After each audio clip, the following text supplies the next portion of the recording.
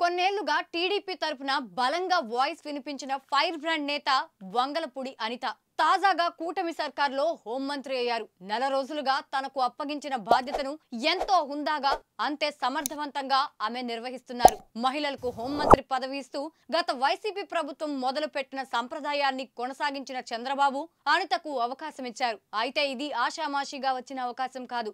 దాని వెనుక ఉన్న కష్టాలు, అవమానాలు, వేధింపులు, కేసులు అన్ని ఇన్ని కావు. పైకి టీచర్ అమ్మ నుంచి హోంమంత్రి వరకు ఎదిగిన అనిత ఆ మధ్యలో ఎదుర్కొన్న కష్టాలేంటో ఓసారి చూద్దాం.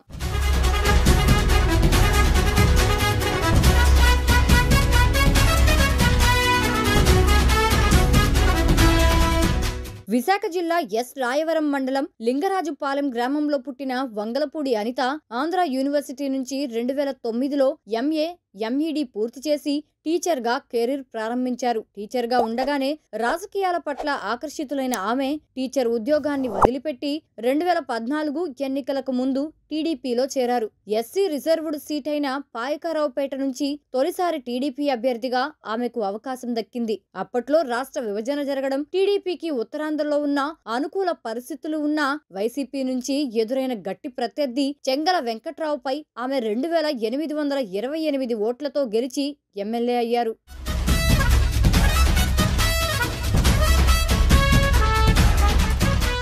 ఎస్సీ సామాజిక వర్గం నుంచి ఓ మహిళ ఎమ్మెల్యే కావడం, టీడీపీ వంటి సుదీర్ఘ చరిత్ర ఉన్న పార్టీలో రాణించడం, కష్టమైన పరిస్థితుల్లో తన వాగ్దాటితో అసెంబ్లీలో అనిత సత్తా చాటుకున్నారు. అప్పటి నుంచే ఆమెకు కష్టాలు మొదలయ్యాయి. అసెంబ్లీలో వైసీపీ ఎమ్మెల్యేల బూతు పురాణాల మధ్య వారిని ధీటుగా ఎదుర్కొన్నారు. ఈ క్రమంలో ఎన్నో మాటలు పడ్డారు. వీటి ప్రభావం ఆమె వ్యక్తిగత జీవితంపై సైతం పడింది. ఆపై సీఎం చంద్రబాబు అప్పట్లో టీటీడీ బోర్డు మెంబర్గా అవకాశం కల్పించినా ప్రత్యర్థుల సోషల్ మీడియా దుష్ప్రచారాలతో కేవలం 8 రోజుల్లోనే ఆమె తప్పుకోవాల్సి వచ్చింది. ఇక 2019 ఎన్నికల్లో చంద్రబాబు ఆమె దూకుడును గమనించి కొవ్వూరు సీటును అనితకు మార్చారు. అయిష్టంగానే కొవ్వూరు వెళ్లిన అనిత ఆ ఎన్నికల్లో ఓటమి పాలయ్యారు. ఆ తరువాత కష్టాలు మరింత పెరిగాయి.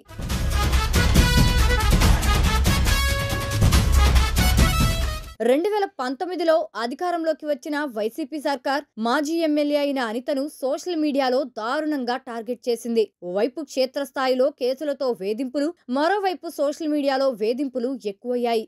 అయినా అనిత దూకుడు తగ్గలేదు. టీడీపీ ఫైర్ బ్రాండ్ నేతగా వైసీపీని ధీటుగా ఎదుర్కొన్నారు. దీంతో 2021లో చంద్రబాబు ఆమెను టీడీపీ రాష్ట్ర మహిళా అధ్యక్షురాలిగా నియమించారు.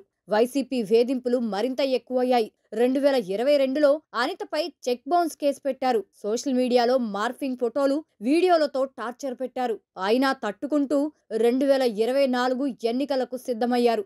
ఎన్నికలకు ముందే సోషల్ మీడియాలో వేధించిన వేస్ట్ బ్యాచ్ కి, ఆపై తననే టార్గెట్ చేసిన పేటీఎం బ్యాచ్ కి అదిరిపోయే వార్నింగ్ ఇచ్చేశారు.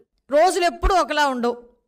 నువ్వు రాసిన ప్రతి రాతకి, నువ్వు వాగిన ప్రతి వాగుడికి, నువ్వు పెట్టిన ప్రతి పోస్ట్కి, నువ్వు చేసిన ప్రతి షేర్కి కూడా నా కొడుక ఆలోచించుకో. దానికి సంబంధించిన క్లియర్ కట్గా పర్యవేశానం ఎలా ఉంటుందో నీకు ఇన్ ఫ్యూచర్లో తెలుస్తుంది.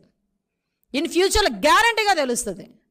ఇక 2024 ఎన్నికల్లో తిరిగి గతంలో గెలిచిన పాయకరావుపేట సీటు నుంచే అనిత పోటీ చేశారు. కాపుల ప్రభావం ఎక్కువగా ఉండే పాయకరావుపేటలో అనిత అభ్యర్థిత్వాన్ని జనసేన తీవ్రంగా వ్యతిరేకించింది.